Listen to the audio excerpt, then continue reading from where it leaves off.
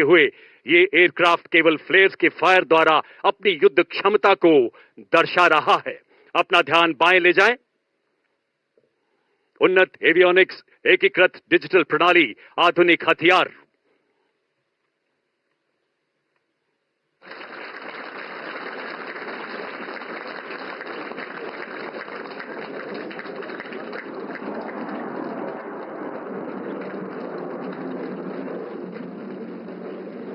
युद्ध के समय सूचना एकत्रित करने के लिए हमारी सेना के पास इंटेलिजेंस, सर्वेलेंस और रेकी के विभिन्न सिस्टम्स हैं। आप स्क्रीन पर देख सकते हैं कि सबसे ऊंचे लेवल पर सर्वेलेंस सैटेलाइट्स तथा मध्य लेवल पर रिमोटली पायलट एयरक्राफ्ट या आरपीए हेरॉन हैं।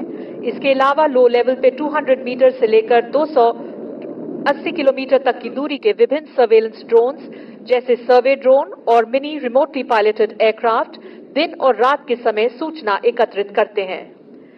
ये सारे सिस्टम्स एक नेटवर्क वातावरण में ऑपरेट करते हुए दुश्मन का एग्जैक्ट लोकेशन हायर हेडक्वार्टर को भेजते हैं। इस सूचना के आधार पर हायर हेडक्वार्टर ने हमारे सशक्त पिनाका और Grad long range rocket launcher systems को मोबिलाइज करने का ऑर्डर पास किया है। अब अपना ध्यान आधा दाहिने ब्लैक स्क्रीन के पास खुली जमीन पर ले जाएं, जहां 6 ग्रैड लॉन्चर्स फायर करने के लिए तैयार हैं। ये रॉकेट सिस्टम कुछ ही देर में टारगेट लॉक होते ही अपने रॉकेट के विनाशकारी फायर से तकरीबन 18 किलोमीटर दूर दुश्मन के कमांड और कंट्रोल हेडक्वार्टर्स को बर्बाद करेंगे।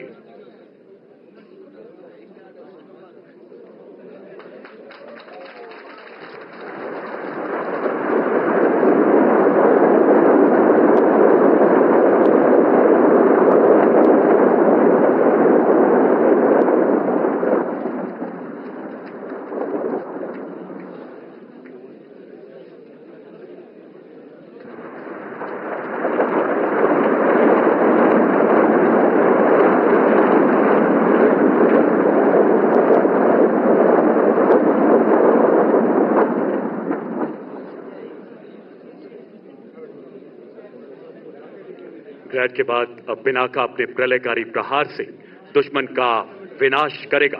अपना ध्यान बाएं ले जाएं, जहां आप 6 Pinaka multi barrel rocket systems को देख सकते हैं। आत्मनिर्भर भारत पहल के अंतर्गत 175 एमिनेशन कैटेगरीज में से 154 कैटेगरीज को अब स्वदेश में ही निर्मित किया जा रहा है। इसमें पिनाका रॉकेट भी शामिल है। अब आप पिनाका के विध्वंसकारी फायर को किसी भी क्षण दुश्मन के कमांड तथा कंट्रोल हेडक्वार्टर के बचे हुए दस्तों को नेस्तो नाबूद करते हुए देखेंगे। अपना ध्यान बाईं तरफ रखें।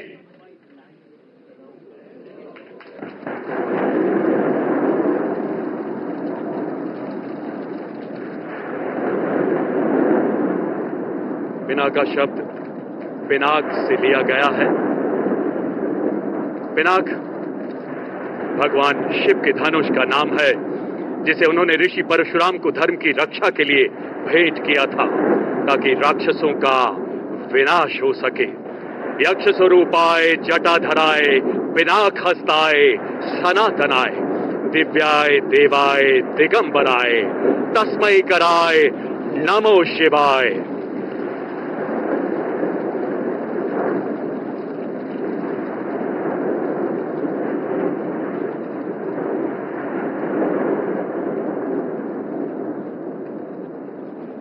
अब आप स्क्रीन पर लाइव आरपीए फुटेज के द्वारा इन ग्रैड और पिनाका रॉकेट सिस्टम के प्रहार से दुश्मन के कमांड और कंट्रोल हेडक्वार्टर को बर्बाद होते हुए देख सकते हैं।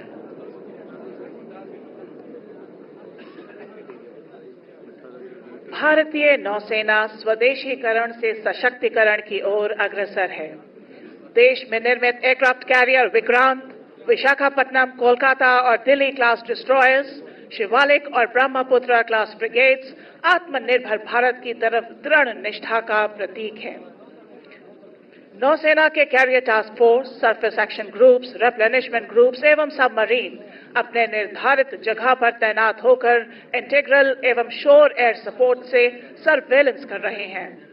नौसेना के मरीन कमांडोज या मार्कोस विजिट, बोट सर्च एवं सीजर यानी कि PBSS ऑपरेशन करके दुश्मन की हथियार आपूर्ति पर नाकाबंदी करते हैं और जंग की सामग्री के पहुंचने में अवरोध पैदा करते हैं।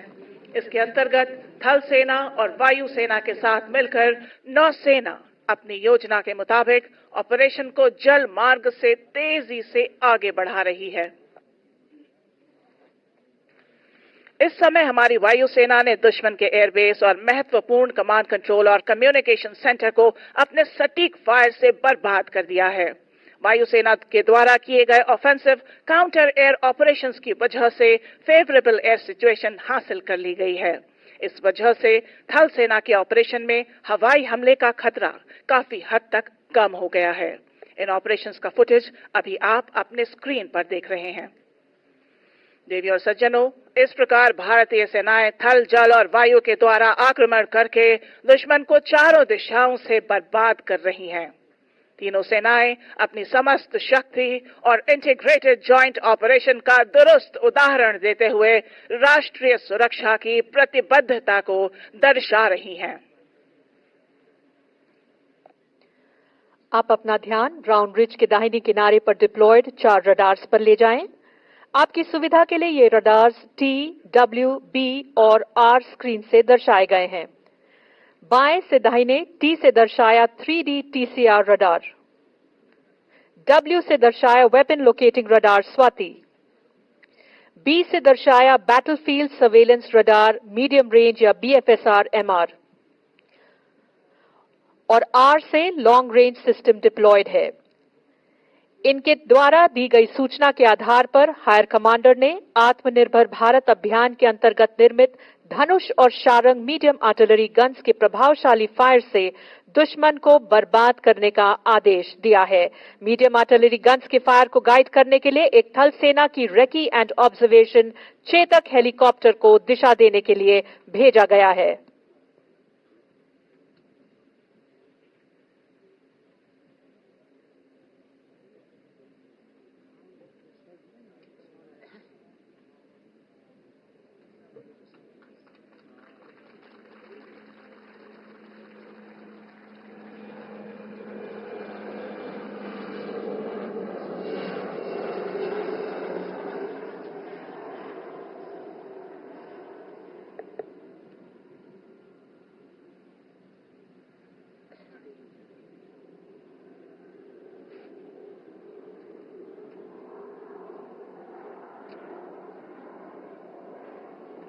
अब आप अपना ध्यान पूरा दाहिने ले जाएं। यहां से 7 किलोमीटर दूर आप धनुष और शारंग गन सिस्टम के फायर को देख सकते हैं, जो आपको फ्लैश के जरिए दिखेगा। ये दोनों गन सिस्टम चेतक हेलीकॉप्टर के द्वारा दिए गए डायरेक्शन का इस्तेमाल करके विनाशकारी प्रहार से टारगेट ग्रुप 2 को बर्बाद करेंगे।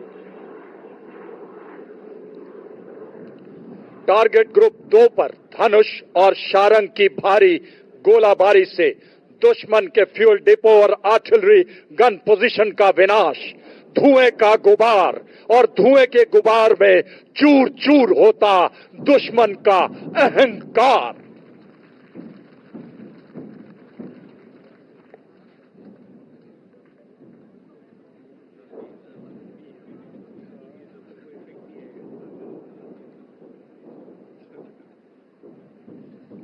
इन सभी गन्स की फायर का समन्वय भारत में ही निर्मित शक्ति फायर कंट्रोल सिस्टम के द्वारा किया जा रहा है, जिसका विवरण आप स्क्रीन पर देख सकते हैं। लॉन्ग रेंज फायर में मौसम की वजह से पड़ने वाले प्रभाव को कम करने के लिए इंडियन मीटियोरोलॉजिकल डिपार्टमेंट द्वारा बनाए गए मौसम ऐप तथा थल सेना के द्वारा विकसित अनुमान ऐप को इस्तेमाल किया जाता है, जिसे आप अपनी स्क्रीन पर देख सकते हैं। शारंग और धनुष स्टोर आर्टिलरी गन सिस्टम्स हैं, जिनको फायर करने से पहले गन एरियाज में high mobility 6x6 gun towing vehicle द्वारा लाया जाता है। इसी का एक उदाहरण आप अपने बिल्कुल सामने दाहिने से बाएं हरकत करते हुए देख सकते हैं। इन्हीं के साथ आत्मनिर्भर भारत अभियान के अंतर्गत निर्मित K9 वज्र को इनके पीछे हरकत करते हुए देख सकते हैं। K9 वज्र एक सेल्फ प्रोपेल्ड सिस्टम है जो लड़ाई के दौरान किसी गन टोइंग व्हीकल यानी GTB के बिना टैंक और मैकेनाइज्ड फोर्सेस के साथ हरकत कर सकता है। इनडायरेक्ट फायर के अलावा artillery guns direct firing role में भी इस्तेमाल की जाती हैं। देवी और सज्जनों, अपना ध्यान दाहिने ले जाएं। कुछ ही पलों में आप इसका उदाहरण राइट फिंगर के दाहिनी तरफ देखेंगे, जहां 3 K9 वज्र तैनात हैं। इनके साथ सबसे बाईं तरफ ग्रीन फ्लैग से दर्शाया गया वाहन कैरियर कमांड पोस्ट ट्रैक्ट कहलाता है, जो इस वेपन सिस्टम के फायर का समन्वय करता है। ये गन सिस्टम भारत चीन सीमा पर भी तैनात किया गया है। टारगेट एक्विजिशन करते ही ये गन्स अपने डायरेक्ट फायर द्वारा टारगेट ग्रुप 7 पर दुश्मन के टैंक्स को बर्बाद करेंगी। देवी और सज्जनों, अपना ध्यान टारगेट ग्रुप 7 पर ले जाएं।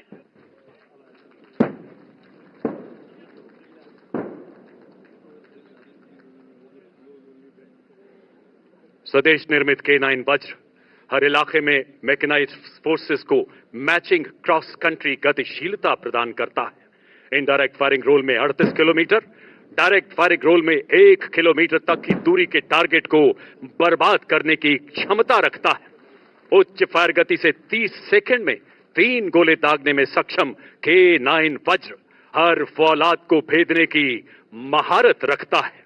जिसकी अस्थि से वज्र बना, ये उस दधीची का अंशदान, सब कुछ माटी पर वार दिया। ये उस प्रताप का स्वाभिमान, ये उस प्रताप का स्वाभिमान।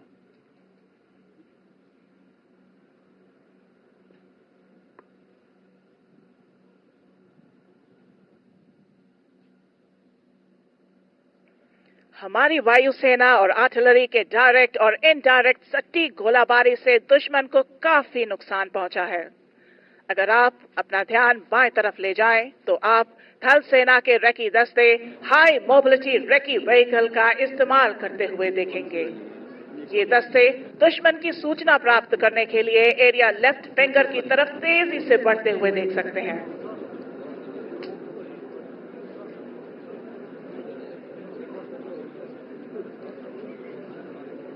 इनके द्वारा दी गई सूचना के अनुसार हाई हेडक्वार्टर ने आधुनिक टेक्नोलॉजी का उपयोग करते हुए स्वॉर्म ड्रोन से दुश्मन पर प्रहार करने का निर्णय लिया है। इन हाई टेक्नोलॉजी प्लेटफॉर्म्स और सिस्टम्स को सही इंटीग्रेशन और ऑपरेशनल प्लान में शामिल करने के मद्देनजर भारतीय सेना ने वर्ष 2024 को ईयर ऑफ टेक्नोलॉजी एब्जॉर्प्शन घोषित किया है।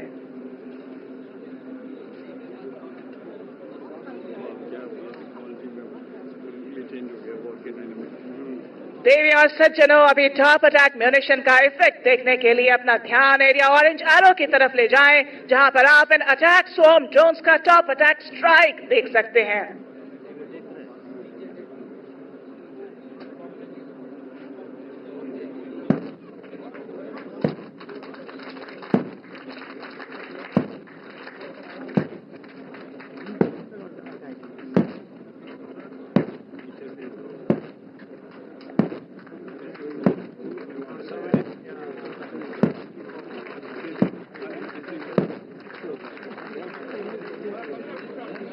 देवी और सज्जनों, रेकी दस्तों की दी गई सूचना के आधार पर आईसीवी BMP-2 सारथ सारथी की तरह युद्ध को दिशा देने के लिए एडवांस करेगा। इनके एडवांस को लीड करने के लिए इनके रेकी दस्ते के 3 आईसीवी BMP-2 आगे बढ़ रहे हैं। बाएं वाले दोनों BMP 10 metre short span bridge system तथा सर्वत्र ब्रिजिंग सिस्टम के द्वारा रुकावट को पार करेगा एवं दाहिने वाला BMP मॉड्यूलर ब्रिज का इस्तेमाल करते हुए आने वाली रुकावट को पार करेगा। मॉड्यूलर ब्रिज की यह खासियत है कि इसकी लंबाई जरूरत के अनुसार बढ़ाई या घटाई जा सकती है। सामने और थोड़ा बाईं ओर, बाएं एक 46 मीटर और दाहिने 14 मीटर का ब्रिज BMP-2 बाएं वाले 46 मीटर के ब्रिज को पार करेगा, जो कि ऐतिहासिक तौर पर युद्ध अभ्यास में पहली बार किया जा रहा है। ये सारे ब्रिजिंग सिस्टम भारतीय थल सेना की उच्च कॉम्बैट इंजीनियरिंग काबिलियत का बेहतरीन उदाहरण है।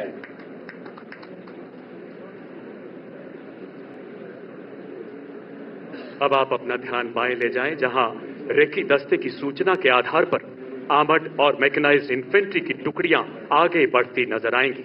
इसमें शामिल सारथ infantry combat vehicle BMP-2 3 crew और 7 सैनिकों को पूरे कॉम्बैट लोड के साथ युद्ध क्षेत्र में ले जाने की क्षमता रखता है। इसके ऊपर anti tank guided missile launcher स्थापित हैं, जो शक्तिशाली कॉन्कूर्स मिसाइल फायर करने की काबिलियत प्रदान करता है।